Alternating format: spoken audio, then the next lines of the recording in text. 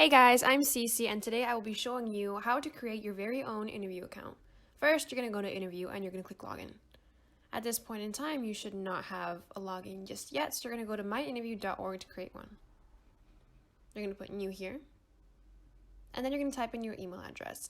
I would suggest using your personal email address as the school one can be a little wonky sometimes, and make sure you spell it correctly, and afterwards you can put your cell phone number. But it is optional to put your cell phone number. Next, I'm going to put my password. I'm going to just make one that I can remember and is easy, and in this case, it's an example, so it's going to be password123. And then you're going to click activate. Next, you're going to put your first name and your last name. In this case, middle names are not necessary, so just make sure you spell everything correctly. Type in your first and last. It's going to ask you which cause areas are most important to you. And I think I'm just going to put max on all of them. But make sure it's personalized to you because then it'll show you volunteer events that are catered toward your tastes. So next you're gonna have to put a photo. And you don't have to put a photo of yourself, though it is recommended. You can simply put a picture of a city, your dog, your cat, your favorite flower, whichever. You adjust your photo, click save, and then click next.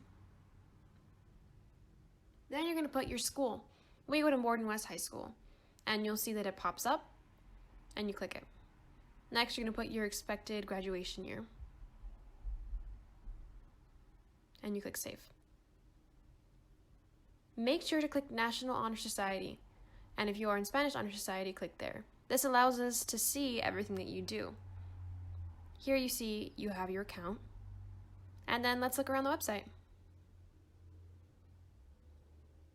Here is your impact. It shows what you do, your total hours, and this is very important to see that you are fulfilling our requirements.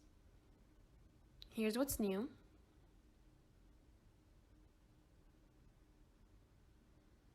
Here is what is happening around the community. You can find opportunities and you can see what others are up to during this time. And here are some awards that you can earn. The more you do, the better it is. Here's your personal activity feed where everything you do will show up. But what if it doesn't show up and you are having a different volunteer opportunity? Let's say you're helping your church. You would first put the title, put the date, put what type of volunteering event it is. You would put the amount of hours, and then the value. It doesn't matter which one, as long as it fits. You would also put your impact.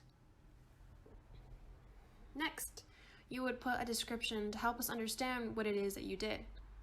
And then you would make sure to add a photo of evidence. You can take it with the supervisor there, a teacher there, the person who is in charge of the event, a picture with your friend at the location, anything works. And then you put if you did it with us or with a group. In this case, let's say you didn't do it with a group and you would save.